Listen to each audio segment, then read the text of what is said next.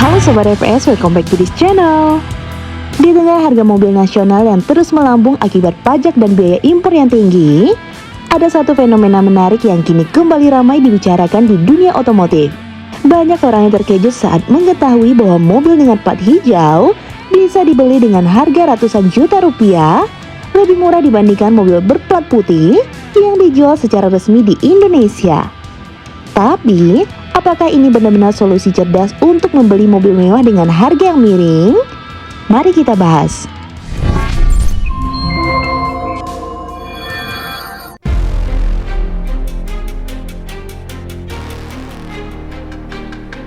Fenomena mobil plat hijau sebenarnya bukan hal yang baru.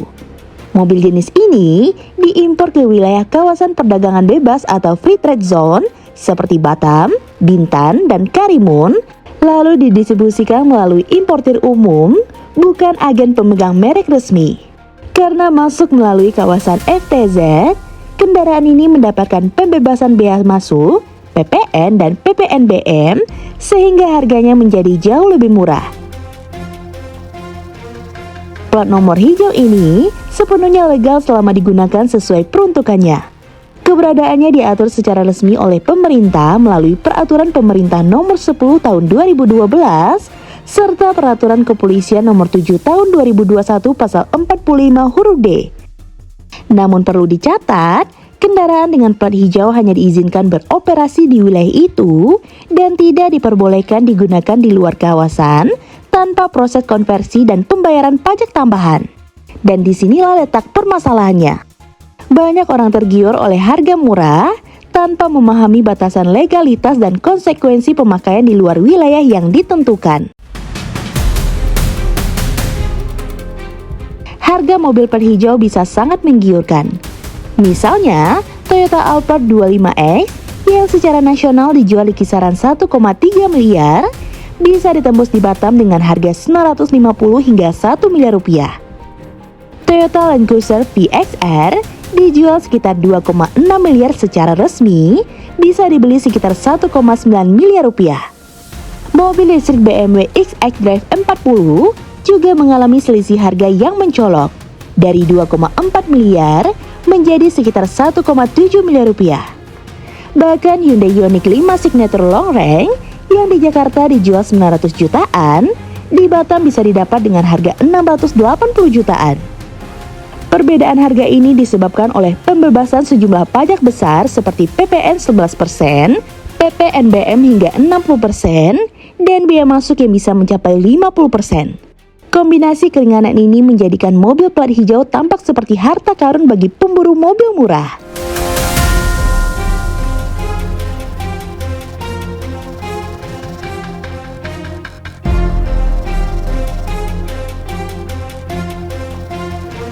Namun di balik harga murah itu, ada sejumlah risiko yang besar yang harus benar-benar diperhatikan. Jika kendaraan ini digunakan di luar wilayah itu tanpa izin dan konversi, maka mobil bisa ditilang, berpotensi disita, atau bahkan dimusnahkan oleh aparat bea cukai dan kepolisian karena dianggap melarang ketentuan perpajakan dan kepabeanan. Selain itu, karena mobil ini tidak dibeli dari APM resmi, maka konsumen tidak mendapatkan garansi pabrik. Jika terjadi kerusakan atau cacat produksi, semua biaya perbaikan harus ditanggung sendiri. Dan untuk suku cadang dan layanan servis juga menjadi tantangan.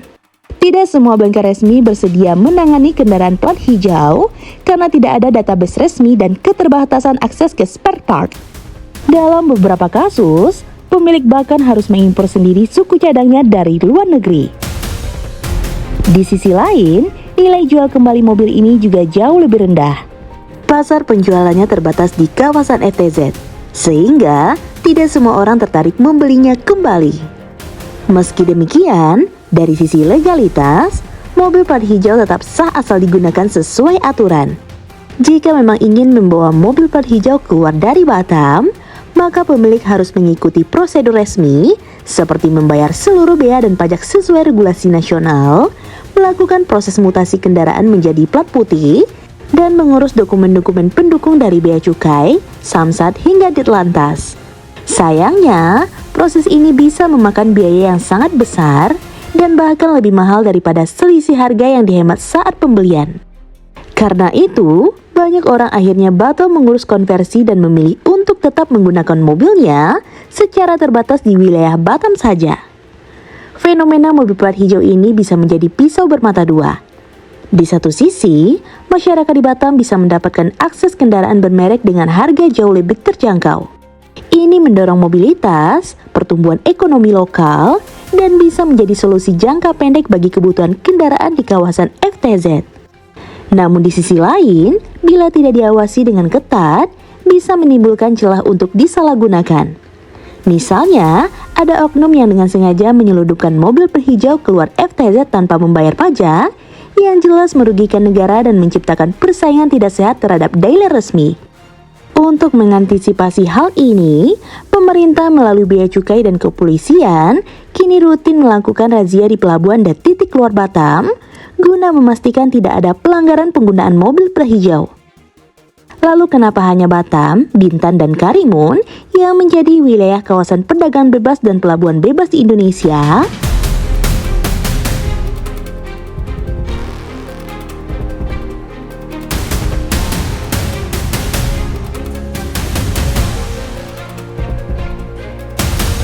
Jawabannya tidak lepas dari letak geografis dan peran strategis ketiga wilayah ini. Batam, Bintan, dan Karimun berada sangat dekat dengan Singapura dan berada di jalur pelayaran internasional tersibuk di dunia yaitu Selat Melaka. Kedekatan geografis ini menjadikan wilayah tersebut sangat potensial sebagai pusat perdagangan, industri, dan logistik regional maupun global. Karena potensinya itulah, pemerintah Indonesia sejak era 1970-an sudah mulai mengembangkan Batam sebagai kawasan industri dan perdagangan strategis. Pada tahun 2007, pemerintah kemudian secara resmi menetapkan Batam, Bintan, dan Karimun sebagai Free Trade Zone melalui Undang-Undang Nomor 44 Tahun 2007. Dengan status ini, ketiganya mendapatkan fasilitas pembebasan bea masuk, PPN dan PPNBM untuk barang-barang yang masuk ke wilayah tersebut. Tujuan utamanya adalah untuk menarik investasi asing, meningkatkan daya saing industri dalam negeri, serta menciptakan lapangan kerja baru.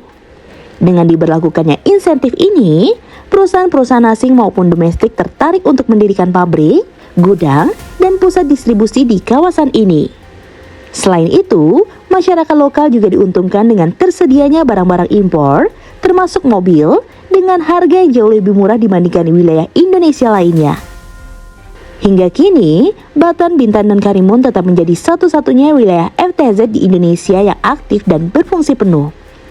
Ada wacana untuk memperluas kawasan perdagangan bebas ke daerah lain, namun tantangannya besar, baik dari sisi regulasi, pengawasan, hingga potensi kebocoran pajak. Karena itu, pemerintah masih fokus pada optimalisasi kawasan yang sudah ada.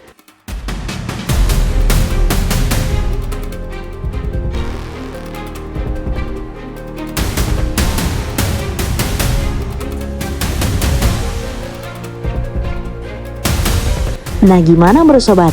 Komen di bawah ya. Jika sobat suka dengan video ini, like dan share ya sobat. Sampai ketemu lagi di fakta seru selanjutnya. See you!